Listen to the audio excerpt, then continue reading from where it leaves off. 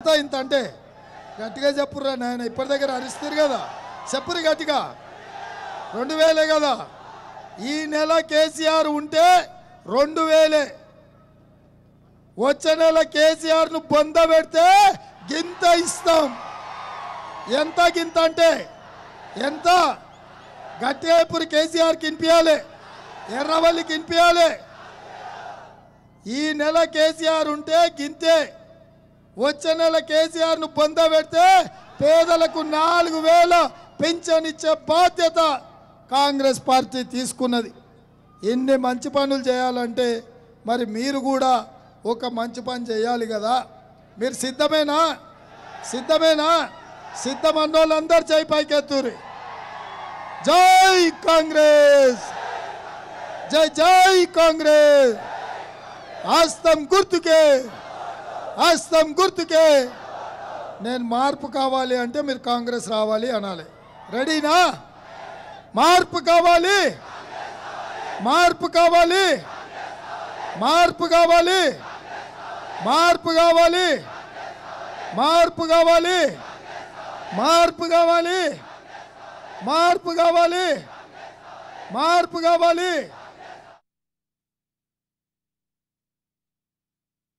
జెండా ఎగరబోతుందని నమ్మకం కలిగించినందుకు మీకు అందరికీ మనస్ఫూర్తిగా ధన్యవాదాలు, కృతజ్ఞతలు. మిత్రులారా, జరసేపు ఉండరు, ఉండండి చేసే. మిత్రులారా, 2 సంవత్సరాల క్రితం సెప్టెంబర్ 17 నాడు దళిత గిరిజన దండోరా పేరు మీద ఇదే గజ్వేల్ గడ్డ మీద ఇదే మైదానంలో ఆనాడు మీరు కదం దొక్కి కేసీఆర్ పతనానికి ఆనాడు పునాదులేసిండ్రు. మళ్ళీ ఈనాడు ఇంత ఉవ్వెత్తున గజ్వేల్ ప్రజలు తరలి వచ్చి ఈసారి కేసీఆర్ను పాతాళానికి తొక్కుతామని వచ్చినందుకు మీకందరికీ మనస్ఫూర్తిగా ధన్యవాదాలు. మిత్రులారా, ఇవాళ గజ్వేల్ శాసనసభ నియోజకవర్గానికి కేసీఆర్ వచ్చిందంటే కేసీఆర్ చరిత్రను ఒక్కసారి గమనించండి. ఆయన సిద్దిపేట ఎమ్మెల్యేగా ఉండే, సిద్దిపేట ఎమ్మెల్యే నుంచి కరీంనగర్ ఎంపీగా పోయిండు.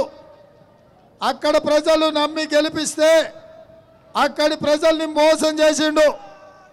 దాంతో కరీంనగర్ ప్రజలు కేసీఆర్ను బండకేసి కొట్టాలనుకుంటే ఎవరు గుర్తుపట్టని మా ప్రాంతానికి పాలమూరు జిల్లాకు వలస వచ్చిండు.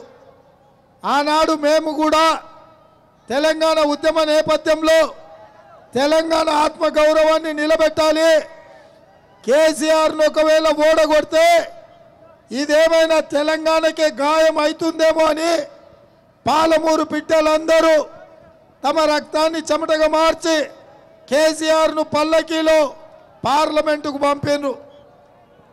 అక్కడి ప్రజలకు న్యాయం చేయక, ఆ ప్రాంత ప్రజలను కలవక, ఆ ప్రాంత ప్రజలకు కేసీఆర్ ఎట్లుంటాడో ఎక్కడుంటాడో తెలియక అక్కడి ప్రజలందరూ కేసీఆర్ను పాలమూరులో పొందబెట్టాలంటే పాలమూరు నుంచి ఇవాళ గజ్వేల్కు పారిపోయి వచ్చిండు.